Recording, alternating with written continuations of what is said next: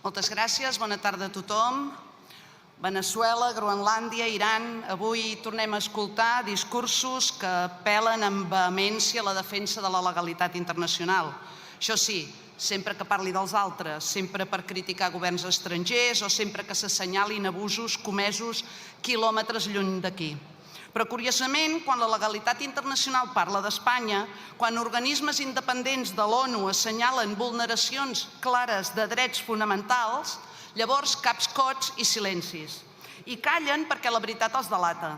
Perquè saben que quan es tracta de Catalunya, l'Estat acumula una llarga llista de greuges que cap democràcia madura toleraria. Aquest és el punt clau. No es pot usar la legalitat internacional com una arma política cap enfora mentre s'ignora sistemàticament quan posa en evidència les pròpies mancances internes. La credibilitat d'un estat no es mesura pel que denuncia fora, sinó pel que és capaç d'admetre, reparar i corregir a dins. Senyor Montàvez, ara li parlaré de normes i legalitat.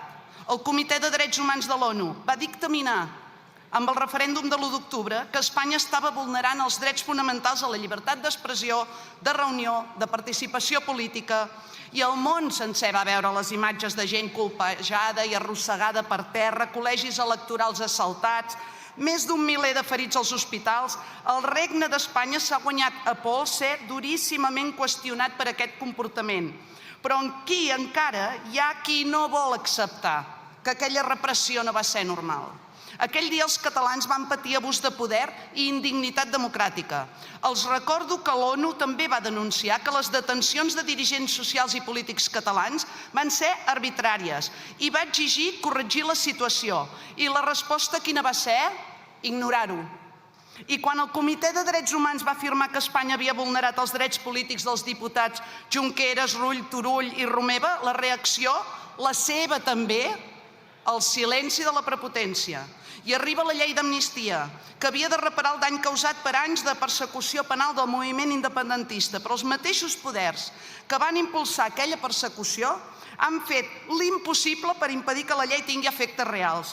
La premsa internacional se n'ha fet ressò, alguna documentant les resistències internes de la judicatura espanyola per aplicar-la, especialment quan afecta el president a l'exili Carles Puigdemont, i d'altres s'hi refereixen literalment com una paradoxa jurídica, una llei vigent que en realitat no es vol aplicar. Tot plegat evidencia un problema estructural. Quan es tracta de Catalunya, l'estat espanyol ha actuat i continua actuant amb un biaix profundament antidemocràtic. No només ha reprimit l'independentisme, no només ha ignorat l'ONU, també ha menystingut la realitat nacional catalana, negant-li la possibilitat de decidir lliurement el seu futur i negant-li el respecte que mereix qualsevol nació del món. Catalunya vol ser reconeguda i respectada com a nació que és. Vol governar-se, dirigir el seu futur, sense estar subordinada a un estat que sovint actua com si no entengués o no volgués entendre la seva identitat lingüística, cultural, política, social. I a més, Catalunya vol deixar de ser arrossegada cap a un empobriment estructural, perquè totes aquestes vulneracions de drets polítics i democràtics no són un accident aïllat. Formen part d'un sistema que condemna Catalunya a un futur d'oportunitats estroncades. Un estat que critica els altres però que manté a Catalunya infrafinançada, amb infraestructures que s'esberlen, amb serveis públics saturats, amb inversions promeses i mai executades, un estat que condemna una de les nacions més dinàmiques d'Europa a empobrir-se dia rere dia, amb trens que fan figa, hospitals i escoles que infrafinança. Si realment els preocupessin els catalans, si els drets humans els interpel·lessin, si realment volguessin protegir la legalitat internacional, farien una sola cosa: reconèixer Catalunya com la nació que és i permetre-li governar-se ella mateixa. No hi ha altra fórmula per evitar que Espanya continuï limitant el nostre progrés i la nostra prosperitat. Mirin, no es pot defensar la legalitat internacional de manera selectiva. No es pot exigir als altres allò que un no vol complir. Avui és molt pertinent que Junts per Catalunya reafirmem que la qüestió catalana no és un problema d'ordre públic ni un afer penal, no és una anomalia, és la reivindicació legítima d'una nació que vol viure amb dignitat, amb respecte i amb la capacitat per decidir el seu futur. I cada dia que Espanya persisteix en negar-ho, cada dia que desatén el que diu la comunitat internacional, cada dia que posa obstacles al nostre progrés, la seva credibilitat democràtica es va esmicolant. Junts continuarem defensant Catalunya, la seva dignitat, els seus drets i el seu futur. I un estat que es vol presentar com a democràtic només té una opció: escoltar-la. Moltes gràcies. Gracias. Por el Grupo Parlamentario Republicano tiene la palabra el señor Álvaro Vidal.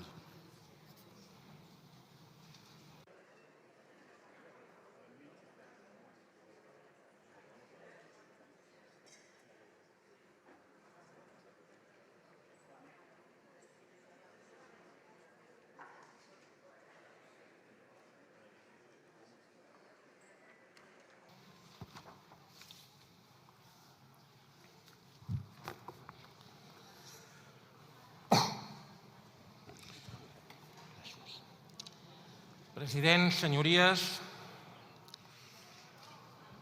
ens reunim per debatre una proposició que aplaudim. És imperatiu que abordem amb claredat aquesta situació plena de contradiccions i desafiaments en el tauler internacional. Ja anuncio, senyor Montàvez, que votarem a favor. Però permetin-me que faci una referència inevitable a les cites i a les metàfores i analogies que ha fet servir el parlamentari del PP, el senyor Ispan. Bé, senyor Ispan, m'ha semblat que citava Havel, que citava també el primer ministre del Canadà, i té mèrit que el partit que es va sumar a la mentida de les armes de destrucció massiva per col·laborar a la invasió d'Iraq citi aquests referents tan importants. És interessant, però és un exercici d'hipocresia enorme. Vagi alerta, senyor Ispan, amb les analogies, perquè vostè parlava de la senyora Delcy Rodríguez, si era Suárez o Arias Navarro. Vigile, no sea acaso que Delcy Rodríguez sea Manuel Fraga Iribarne y dentro de unos años lo tengamos que celebrar, incluso homenajearla. Cuidado con las analogías. Y ya puestos, permita que le regale una. A su líder, el señor Feijóo, se le está poniendo cara de von Papen. Von Papen, busque en Google, aquel conservador alemán que ayudó a subir al poder a un cabo que hizo bastantes destrozos en el mundo. Cuidado con las analogías, senyor Ispan.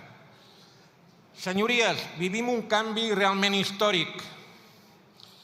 La política exterior basada en l'amenaça de la força és un paradigma que pensàvem que havíem superat des de l'any 45.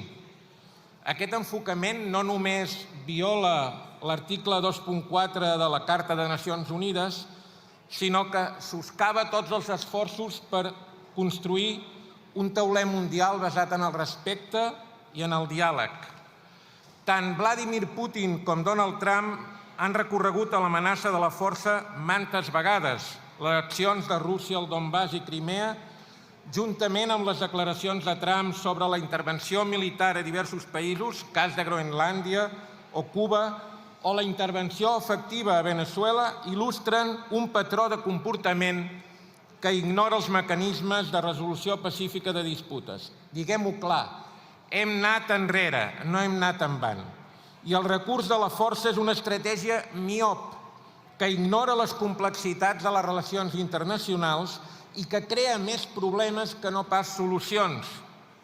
És evident que vivim una època d'admiració de la força. Hi ha un prestigi de la força, hi ha un moment en el que hem oblidat totes les lliçons del segle XX. Però això no ens pot fer sumar-nos a aquesta bogeria. L'anomenada Junta de Pau, per exemple, que ha creat l'administració de Donald Trump, és un exemple d'intentar rebentar el món construït des de Nacions Unides, un exemple d'unilateralisme absolutament cínic en contra del que hem fet durant anys. Les polítiques exteriors actuals dels Estats Units han fomentat un ambient de desconfiança i conflicte, especialment en regions com l'Orient Mitjà. En aquest context és crucial, per tant, reafirmar el nostre compromís amb el multilateralisme i en la cooperació entre nacions. És essencial per sortir del carreró sense sortida on ens trobem. Tot i les seves imperfeccions i defectes, les Nacions Unides continua sent un instrument necessari, imprescindible. I també des de la Unió Europea hem d'assumir un paper, senyories del PSOE, més proactiu en la defensa de la democràcia i els drets humans. La Unió Europea ha de liderar amb l'exemple promovent la democràcia i els drets humans, no només dins les seves fronteres.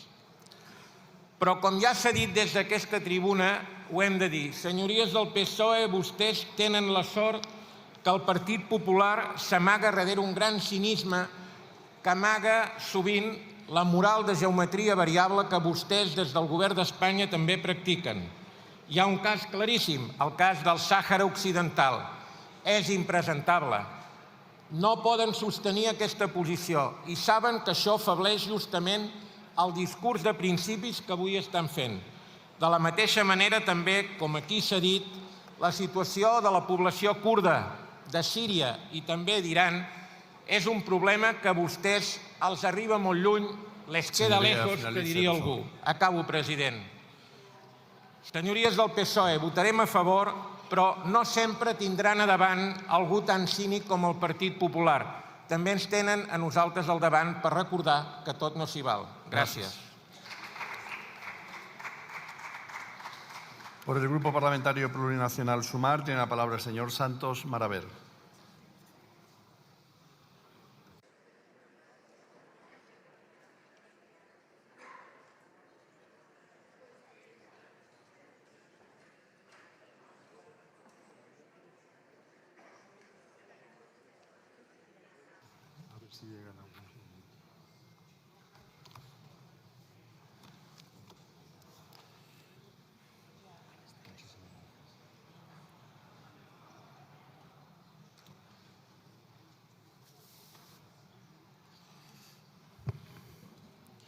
Muchísimas gracias por esta proposición no de ley, que lo que hace es recoger el eje central de la política exterior de España, que es el multilateralismo y que es la defensa del derecho internacional.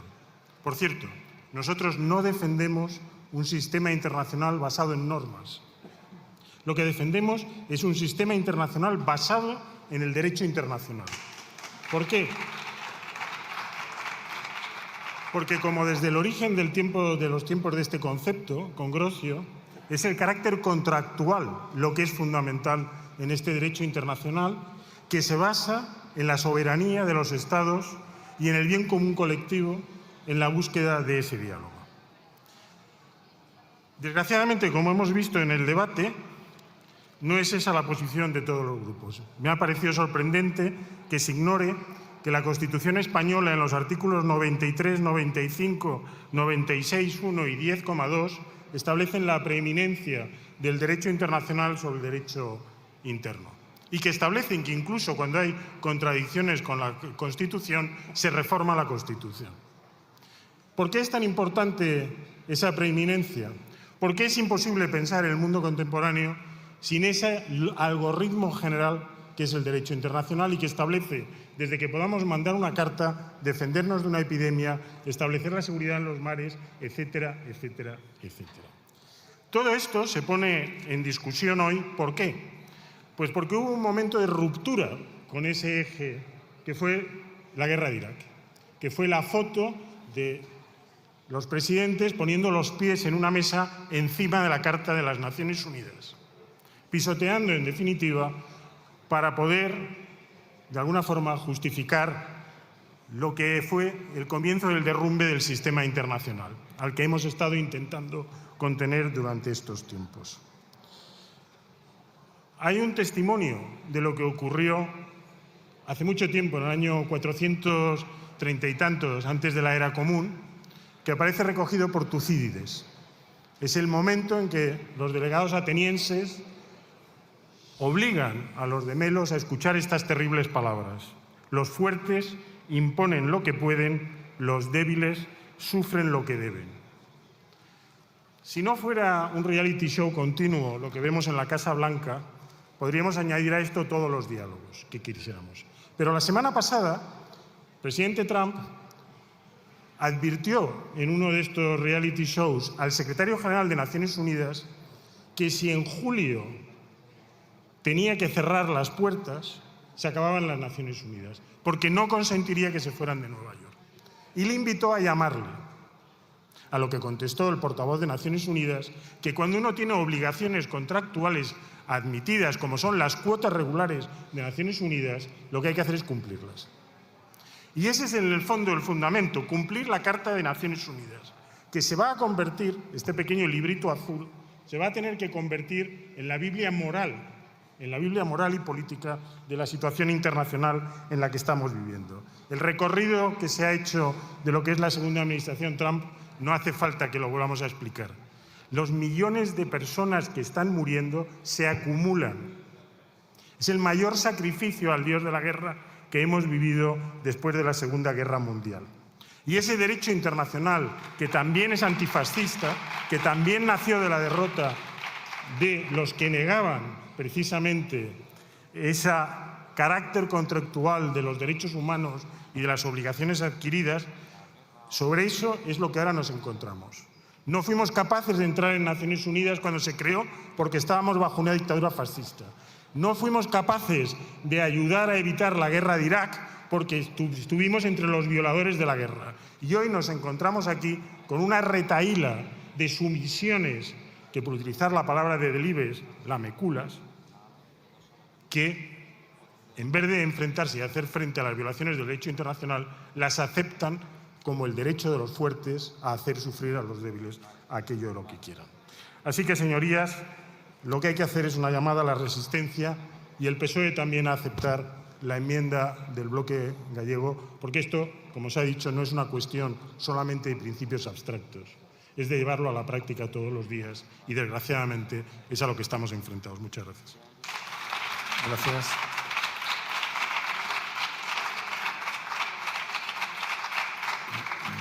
Por el Grupo Parlamentario Vox tiene la palabra el señor Flores Juberías.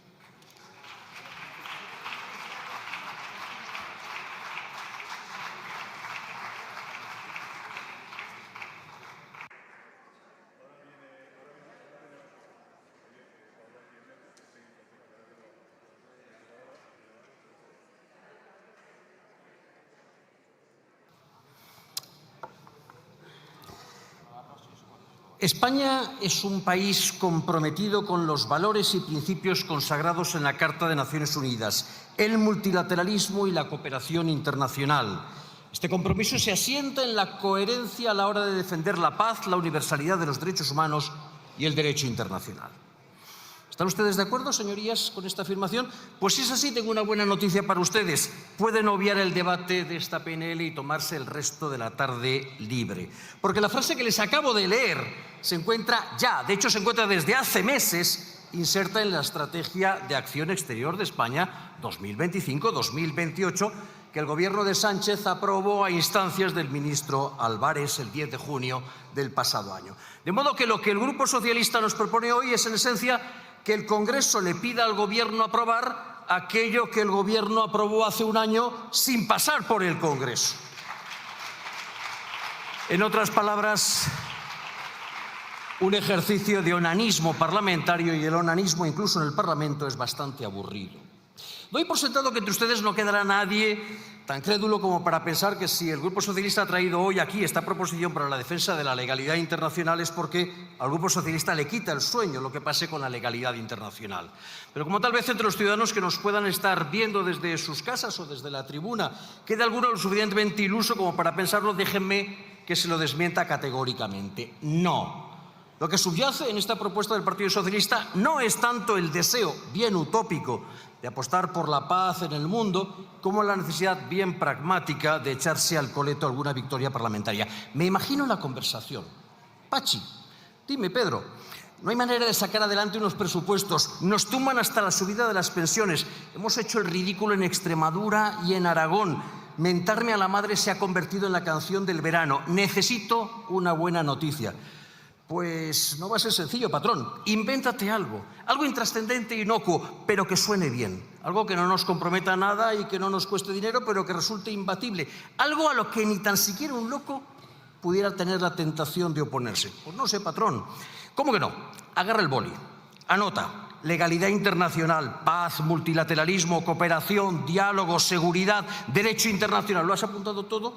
Pues ahora mézclalo, agítalo y sírvemelo en vaso largo rollo PNL.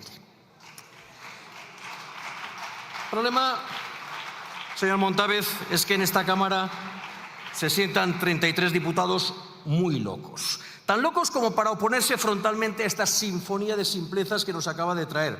Tan locos como para echar por el sumidero este atracón de almíbar con el que nos ha obsequiado. Y sobre todo, tan locos como para hacer bueno ese viejo refrán de que solamente los niños y los locos dicen la verdad. Esa verdad que cada vez más españoles conocen y gritan a los cuatro vientos. Que el Partido Socialista carece de la más leve brizna de legitimidad para proponer nada a esta Cámara y de la más mínima dosis de credibilidad para esperar que esta Cámara se lo apruebe. Porque, señorías, ¿qué legitimidad tienen para hablar de la legalidad internacional? Quienes acaban de entregar el Sáhara Occidental a Marruecos, quienes han renunciado a la recuperación de Gibraltar y quienes pretenden expulsar a los israelíes hasta el mar.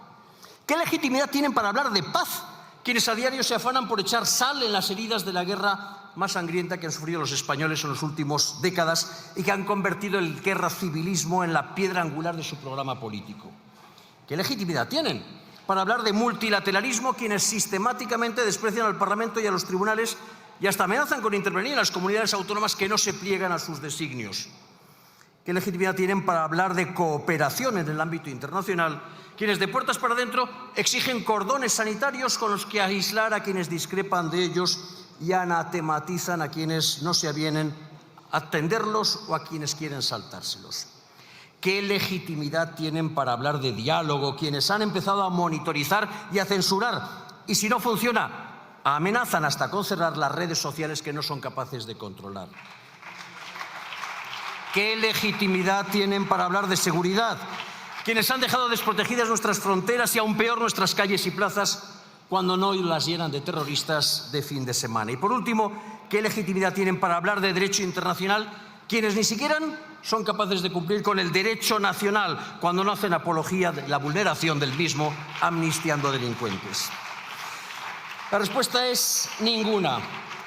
Y si fuera así y aún le quedara una mínima dosis de credibilidad, créame que la habría perdido presentándonos esta proposición de ley. Créame si le digo, señor Montávez, que en primero de Derecho he suspendido a alumnos con más capacidad argumentativa que la del autor de estos dos tristes folios.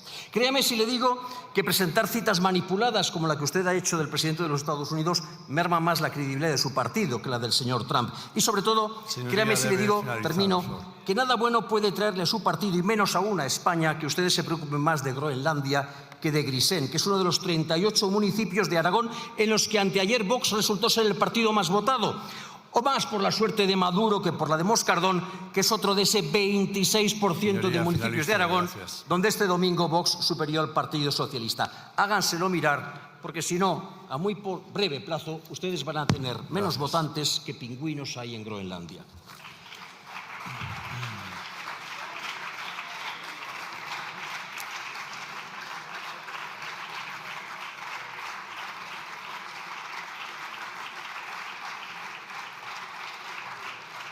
A continuación pasamos a debatir la moción consecuencia de interpelación urgente del Grupo Parlamentario Vox sobre cuáles van a ser las medidas del Gobierno para garantizar la protección de nuestro sector porcino.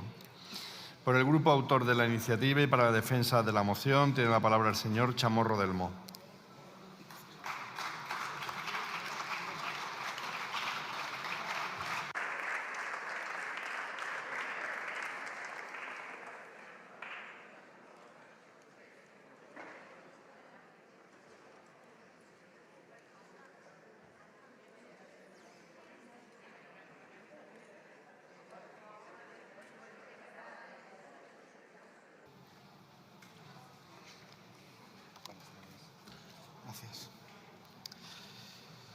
Señor presidente, señorías, la moción que hoy defendemos no surge de la improvisación ni de una coyuntura mediática. Es la consecuencia directa de esa interpelación que este grupo parlamentario dirigió al ministro de Agricultura, al señor Luis Planas, y de la falta de respuestas claras, compromisos concretos y liderazgo político por parte del Gobierno ante una crisis alimentaria de primer orden.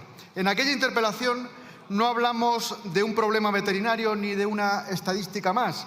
Hablamos de soberanía alimentaria, de seguridad nacional y del futuro del campo español.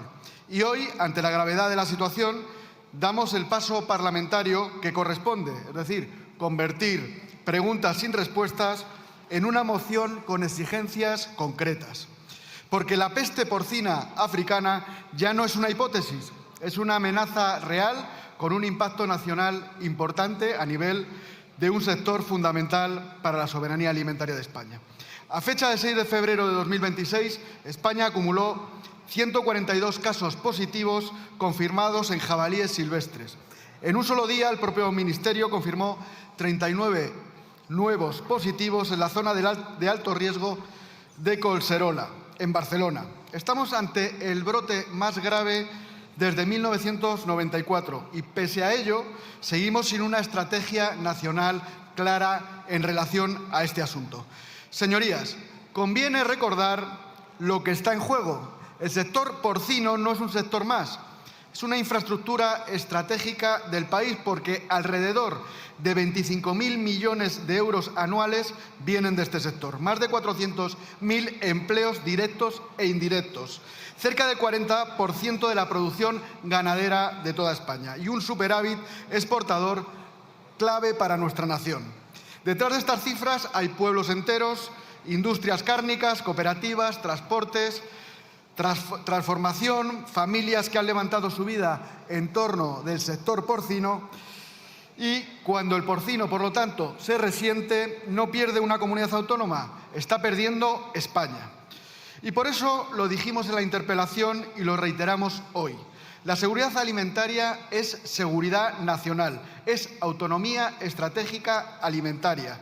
Así lo reconoce además la propia Estrategia de Seguridad Nacional aprobada por este Gobierno. Sin embargo, frente a un problema nacional, la respuesta del Ejecutivo ha sido fragmentada, tardía y absolutamente débil. La peste porcina africana no entiende de fronteras administrativas. El virus no se detiene en los límites autonómicos, pero el Gobierno ha permitido 17 respuestas distintas sin una dirección clara del Estado. Cataluña ha sido el ejemplo más evidente de este fracaso rotundo. La falta de planificación y de respaldo institucional llevó a los puntos logísticos de carne de caza a una paralización indefinida del servicio, con el consiguiente colapso del sistema de recogida, el descontrol de la gestión cinegética y el desplome de exportaciones. Solo cuando la situación fue insostenible, la Generalitat de Cataluña rectificó y reactivó las batidas, es decir, se terminó haciendo lo que Vox venía reclamando desde el inicio: control del jabalí como medida sanitaria esencial, pero tarde y mal. Y aquí enlazamos directamente con otra de las cuestiones planteadas en la interpelación. Sin cazadores no hay control del jabalí. Los países europeos que han conseguido contener esta peste lo han hecho contando con el sector cinegético. En España, sin embargo, se les llama sin dotarles de un marco jurídico claro ni del respaldo institucional necesario. Por eso, esta moción exige integrar plenamente al sector cinegético en la estrategia nacional con seguridad jurídica y reconocimiento de su papel como pieza clave del control sanitario, tal y como reclama la Real Federación Española de Caza. Pero, señorías, la amenaza que sufre el porcino y el campo español no es solo sanitaria, es también económica y estratégica. Europa se está desarmando productivamente mientras otros avanzan. El acuerdo de Mercosur abre la puerta a producciones que no compiten bajo los mismos estándares mientras nuestros ganaderos soportan más costes, más normas y más recortes. Brasil avanza de la mano de los países de los BRICS. Europa, por lo tanto, retrocede en autonomía alimentaria y el resultado es un suicidio estratégico para España y también para Europa.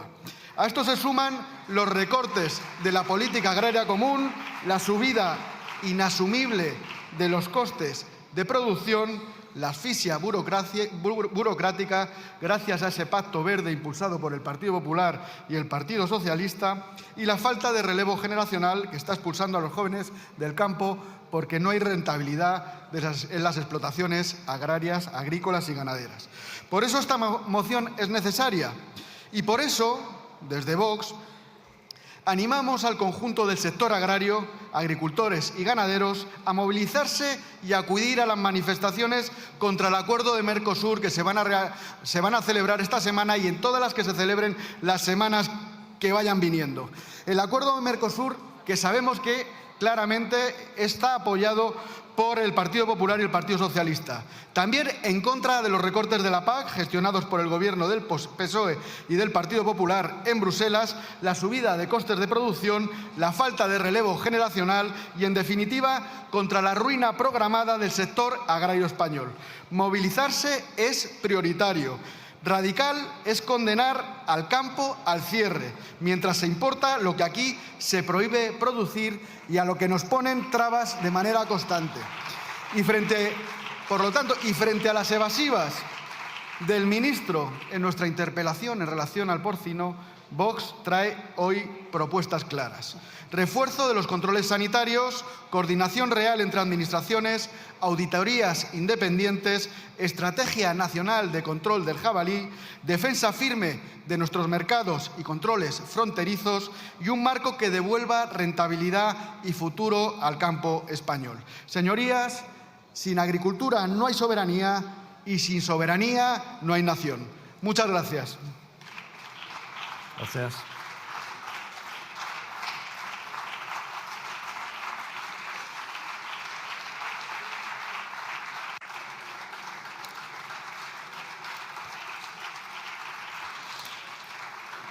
Para la defensa de la enmienda formulada por el Grupo Parlamentario Popular en el Congreso, tiene la palabra el señor Macías Gata.